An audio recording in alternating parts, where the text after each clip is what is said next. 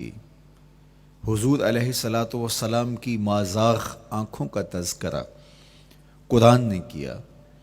تو پھر یہ محبوب اور مرغوب موضوع کیوں نہ ہوتا۔ اور آقا کریم کو اللہ نے وہ جمال دیا تھا، وہ حسن عطا کیا تھا، وہ خوبصورتی دی تھی جو حضور کا ہی حصہ ہے۔ ویسے اللہ کا ہر پیغمبر، ہر نبی، ہر رسول خوبصورت ہوا، کوئی نبی ایسا نہیں ہے جو خوبصورت نہ ہوا ہو۔ یہ اللہ کا انتخاب ہے۔ آپ تو دکان پہ سیل مین بھی رکھیں تو اس کی باقی قابلیت کے ساتھ ساتھ اس کی شخصیت کو آپ دیکھتے ہیں کہ جو خوش شکل ہو، آنے والے کو متاثر کر سکے، باوقار لگے، تو جس کو اس نے نبی بنانا تھا تو اس کو اس نے یوں ہی یہ عظمت اور یہ رفت عطا کر دینی تھی۔ تو اللہ کا ہر نبی حسین، ہر نبی جمیل، لیکن جو جمال، جو خوبصورتی، جو حسن، جو شان و شوکت اللہ نے میرے اور آپ کے آقا و مولا حضور ختمی المرتبت کو عطا کی، وہ حضور کا ہی مقسوم ہے، وہ حضور علیہ السلام کا ہی حصہ ہے۔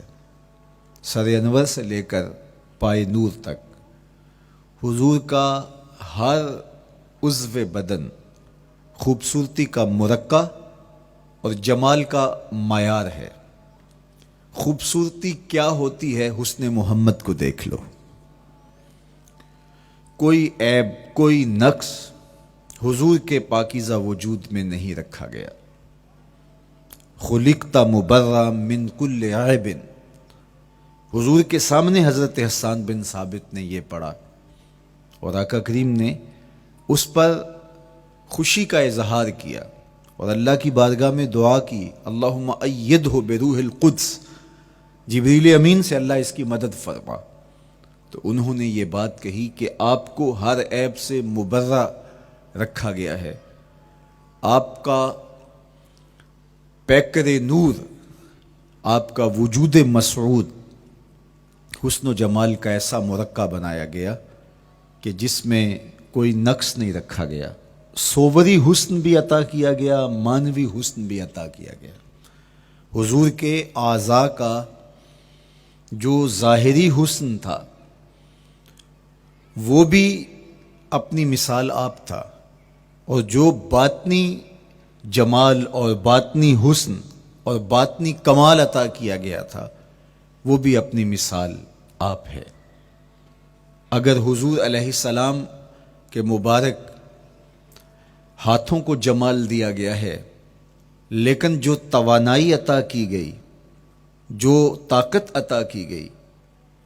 ید اللہ کے جو جلوے ان ہاتھوں میں رکھے گئے، وہ بھی ایک دل آویز کہانی ہے۔ اگر آنکھوں کی پتلیاں خوبصورت ہیں اور آپ کی مبارک آنکھوں کی چمک سے کائنات اس کو دیکھ کر کے مبہوت ہو جاتی ہے، مازاق کے کجلے اس میں رکھے گئے ہیں، لیکن اس کا معنوی حسن بھی دیکھیے کہ حضور بیٹھے مدینے میں ہیں اور جنت کا مشاہدہ کر رہے ہیں۔ وہ توانائی بھی عطا کی گئی کہ جس طرح روشنی میں دیکھا جاتا ہے حضور اسی طرح اندھیرے میں دیکھتے ہیں۔ فرمایا صحابہ صفیں سیدھی رکھا کرو، مت سمجھو کہ میں صرف آگے دیکھتا ہوں، میں آگے بھی دیکھتا ہوں، میں پیچھے بھی دیکھتا ہوں،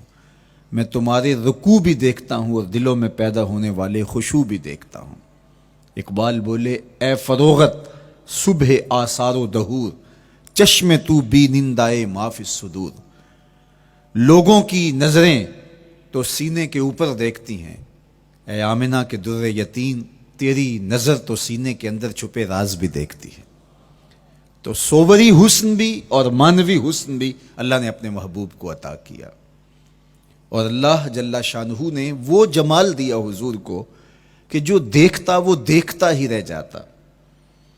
ایسی چمک، ایسی رعنائی، ایسی خوبصورتی اور ایسا جمال تھا، دیکھنے والے کہا کرتے ہیں اللہ اللہ، یاد آتا ہے خدا دیکھ کے صورت تیری۔ کتنے لوگ ہیں جنہوں نے صرف حضور کے چہرے کو دیکھا اور لبوں پہ کلمہ جاری ہو گیا۔ معروف نام حضرت عبداللہ بن سلام رضی اللہ تعالیٰ عنہ کا ہے۔ یہودیوں کے بہت بڑے حبر تھے، بہت بڑے عالم تھے۔ حضرت یوسف علیہ السلام کی اولاد سے تعلق تھا، اور اس معاشرت میں ایک وقار کی مسند پہ براجماں رہتے، لیکن جو ہی حضور علیہ السلام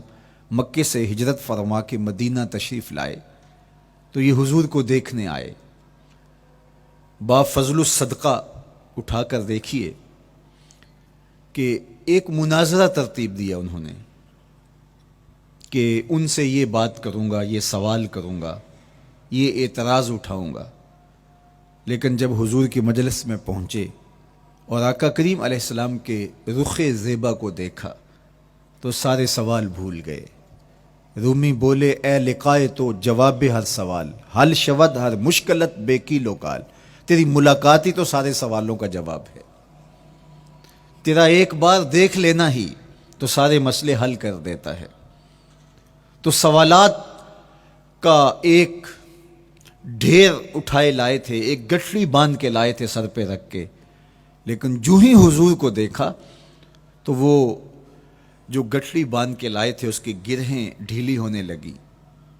پھر سوال تتلیوں کی طرح اڑنے لگے، اور حضور کو دیکھا تو کوئی سوال ہی باقی نہ رہا۔ اب آقا کریم نے فرمایا عبداللہ ابن سلام آؤ کدھر آئے ہو؟ یہ تو مناظرہ کرنے آئے تھے، سودا لینے کے لیے بازار گئے ہم، ہاتھ اس کے بکے جس کے خریدار گئے ہم۔ لیکن جب آقا کریم نے پوچھا کہ آؤ کدھر آئے ہو تو انہوں نے کہا حضور میں آپ کا غلام بننے آیا ہوں، تیری تک کے ادامہ میں مرید ہو گئے، حضور کے ہاتھ پہ بیعت اسلام کر لی۔ اب جن لوگوں نے عبداللہ ابن سلام کو تیار کر کے بھیجا تھا وہ امید میں تھے کہ تھوڑی دیر کے بعد ہم سنیں گے کہ انہوں نے سخت سوال کیے اور مسلمانوں کے نبی ان کا جواب نہیں دے پائے، لیکن جب ان کے کانوں تک یہ خبر پہنچی کہ عبداللہ بن سلام نے تو کوئی سوال ہی نہیں کیا بلکہ وہ محبوب کی نگاہوں کا شکار ہو گئے، اور انہوں نے دیکھتے ہی حضور پر تن من سب کچھ نچھاور کر دیا اور لبوں پہ کلمہ جاری ہو گیا، تو وہ صبر نہ کر سکے اور عبداللہ ابن سلام کے پاس پہنچے اور جا کے کہا کہ تو نے یہودیت کی ناک خاک آلود کر دی، تم نے کوئی سوال کیا ہوتا، انہوں نے جواب دیا ہوتا اور پھر تم نے مان لیا ہوتا تو ہم سمجھ جاتے کہ ایک عالم تھا، علمی پیاس بجھ گئی، مطمئن ہو گیا، لیکن یہ عجیب کہانی ہے، سنا ہے تم نے کوئی سوال بھی نہیں اٹھایا، انہوں نے جواب بھی نہیں دیا، بس تم نے ان کو دیکھا اور دیکھتے ہی تمہارے لبوں پہ کلمہ جاری ہو گیا، تو یہ کیا کہانی ہوئی؟ تو عبداللہ ابن سلام نے جو جواب دیا وہ آب زر کے ساتھ لکھنے کے قابل ہے۔ انہوں نے کہا کہ یہ بات میری سمجھ میں بھی نہیں آئی، جب میں اس آقا و مولا کی چوکھٹ پہ پہنچا اور میں ان سے سوال کرنے کے لیے لفظ